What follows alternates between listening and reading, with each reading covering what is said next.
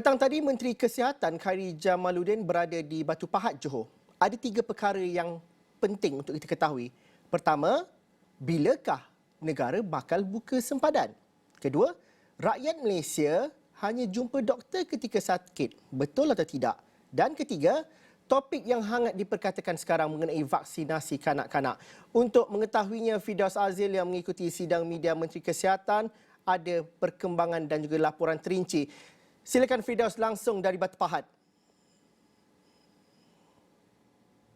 Okey, terima kasih Zul. Seperti yang Zul maklumkan, saya juga dalam kesibukan saya membuat liputan mengenai program-program politik bersempena dengan pilihan raya negeri Johor. Pada sebelah petang tadi, Menteri Kesihatan YB Khairy Jamaluddin telah mengadakan lawatan ke BP Mall untuk meninjau bagaimana pelaksanaan PKIDS ataupun program imunisasi COVID-19 kebangsaan khusus untuk kanak-kanak, dan juga beliau juga sempat meninjau pelaksanaan program PEKA, yang mana PEKA ini dikhususkan untuk kumpulan B40, yang mana anda boleh datang ke klinik-klinik yang telah disenaraikan di bawah Protect Health untuk membuat saringan kesihatan secara percuma. Tetapi kita nak terus mengenai apa yang telah diperkatakan oleh Zul tadi, iaitu mengenai bilakah negara bakal membuka sempadan, kerana beberapa hari lepas pengerusi Majlis Pemulihan Negara Tan Sri Muhyiddin Yassin telah menyatakan bahawa sepatutnya beliau akan menyarankan agar sempadan dibuka selewat-lewatnya 1 Mac ini berdasarkan perbincangan teliti, dan itulah dibalas oleh Perdana Menteri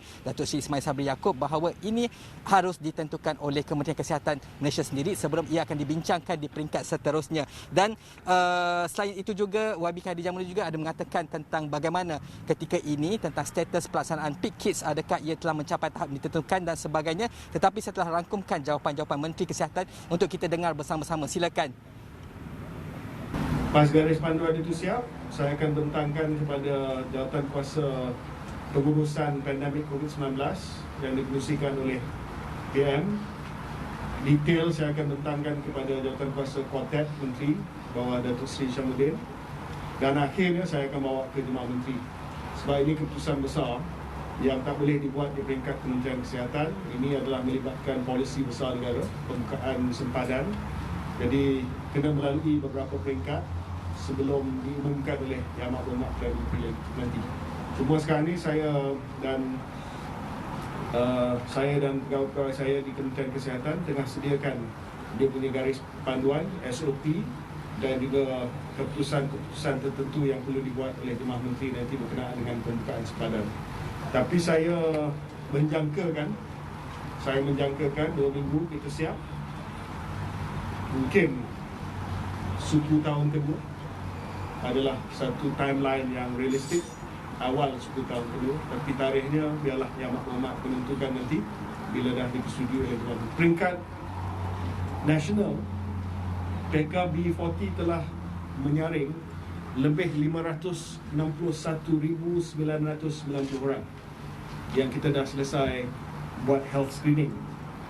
Tetapi jumlah yang layak untuk dapat saringan melalui PKB40 ini sejumlah 4.9 juta orang.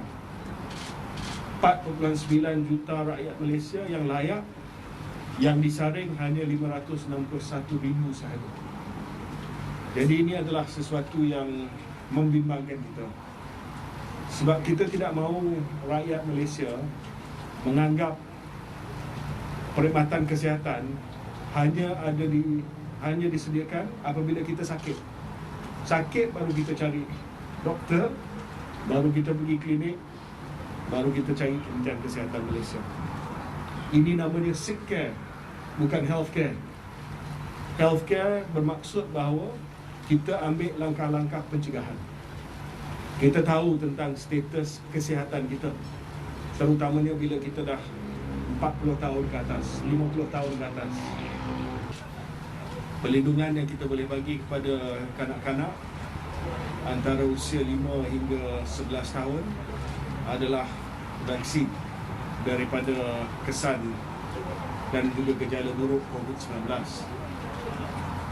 Saya tengok masih ramai yang nak tunggu dan lihat. Saya harap janganlah lama sangat tunggu dan lihat, sebab kita tak nak anak-anak kita terdedah kepada COVID-19.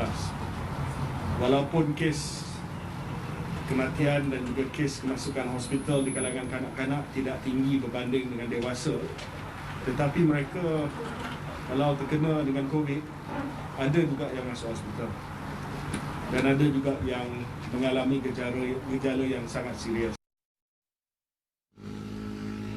Okey, kepada 4.5 juta lagi rakyat yang mungkin layak untuk mengikuti atau membuat saringan melalui program Peka B40, anda mungkin boleh membuat semakan, jangan lepaskan peluang ini. Dan sedikit, mungkin saya boleh kemas kini sedikit mengenai program politik di mana hari ini saja kita difahamkan DAP telah mengumumkan 12 daripada 14 calon mereka, dan juga pada malam ini juga difahamkan Ketua Pembangkang iaitu Pengerusi Pakatan Harapan Datuk Seri Anwar Ibrahim akan melancarkan jentera pilihan raya negeri Johor di Pulai Spring Resort Johor Bahru. Perkembangan ini akan kita ikuti secara rapat dari semasa ke semasa, juga mengenai aktiviti-aktiviti ataupun program daripada parti-parti lain yang bertanding, baik daripada Barisan Nasional maupun Perikatan Nasional maupun Warisan, dan juga Parti Bangsa Malaysia Pejuang juga agak aktif. Jadi ini akan kita bawakan dari semasa ke semasa. Kembali kepada Zul, silakan.